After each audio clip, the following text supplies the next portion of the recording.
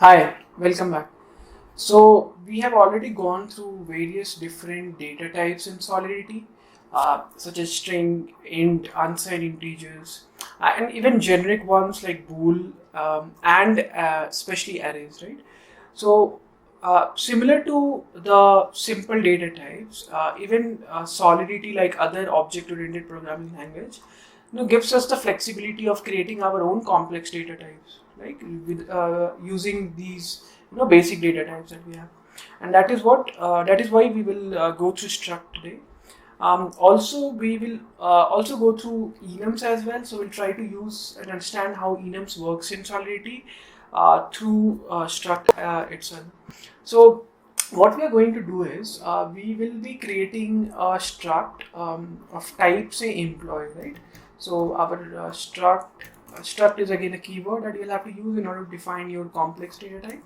So what we'll do is we'll have a struct of employee type and it will have attributes such as say string. So employee will have a name.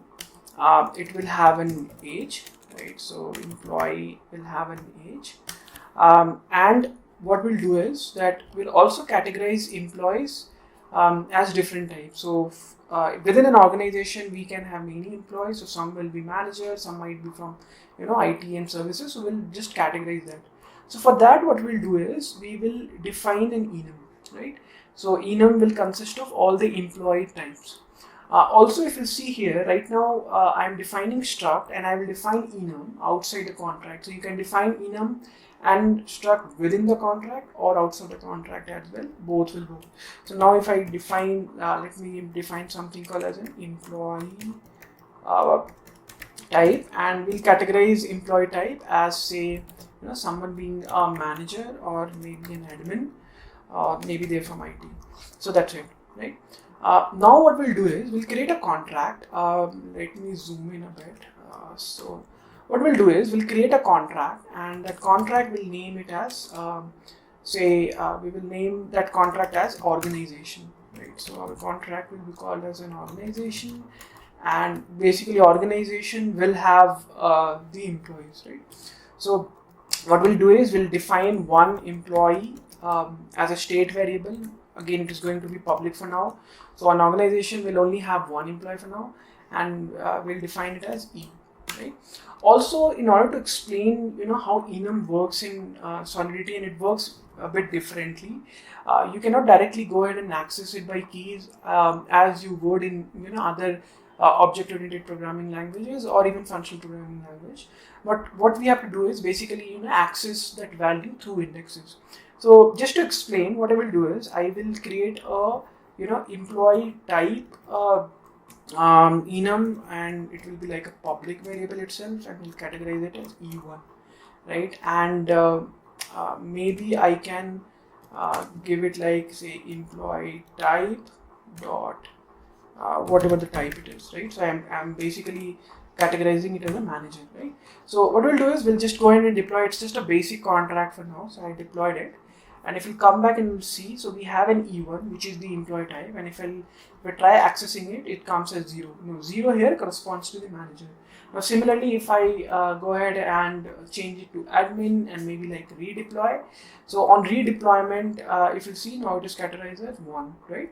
So basically we can access enum and we can utilize the all the functionalities of enum, but through the index itself. So now I will get rid of this state variable because we don't need it.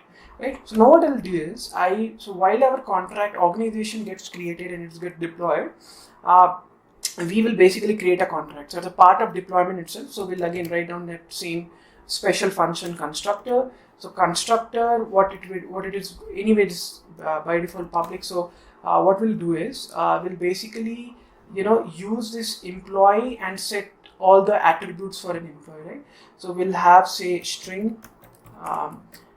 Memory, because again this is will be in the stack memory, and we'll have a name, right? And then we'll have something as uint, and we'll have an age. So employee will have an age, and then we'll be setting the employee type, which will do it through the enum that we have defined. So now employee type, and it will have an E type, right? So these are the set params that we'll have to pass while we are deploying the contract. And then what we'll do is within the state variable, we'll be setting all these attributes. So, okay, one thing that we have missed is that within the struct, we have not yet categorized the type. So now we have the enum, so we'll go ahead and we'll define its type as well. So yeah, it will be say of type employee and it will be simple e-type, right? So now struct has e-type, right? So now we'll have like e-name, and that will be like say an underscore name, right? And similarly like e dot, we can access the age, and again it will be set against the age that we are passing, and then comes the e dot employee type, whatever we have defined over here, right? So e dot type will be equal to underscore e type. So underscore e type. Fine. So now you see our contract is already on the auto compile mode, so we did not get any error. So what we'll do is we'll go ahead and deploy it. So okay, so then getting one error. Okay, sorry, so I forgot, like while to deploy I will have to pass on the params, right? So I basically have 3 params. I have to give a name, age and the employee type, right? So what I will do is I will be putting in my name, my age and the employee type. Now in this case what I want is that I will be setting that employee as an admin, right? So I will be giving this first index, right? So now I will deploy. So once I deploy it, so deployment is successful, and now what it is doing is it is giving me this e as a getter because I have defined it as a public, right? So now if I check this, so here we go. So we have the name of the employee as Pushkar, the age and its e-type. Now e-type is one which makes me as an admin. Okay, so now what we'll do is we'll create another function to update its information, right? Or maybe manipulate its information further. So we'll create another function. Now this function may be called as an update employee, right? And within this we'll have all the same variable that we will be we have passed in the constructor as well. So we'll have the same set of attributes, plus this function is going to be public function so that anyone can utilize it and can update it. Now here comes an important concept, that in order to update this employee, what we'll do is we'll basically create a local variable of type employee, and then use that variable to set the value and then update that to the state variable. So it is going to be something like, so we'll have a type employee, and again we'll have it memory categorized in memory because it will be in stack memory, right? And then what we'll do is we'll have a new employee, right? So I'm basically just updating the employee here, and this will basically go as employee, and then we'll be setting it all the attributes that we need, right? So the first attribute is name, right? So underscore name, and similarly the age, right? So underscore age, and the last one is basically the e-type, right? So e-type, and then I'm setting it as underscore e-type, right?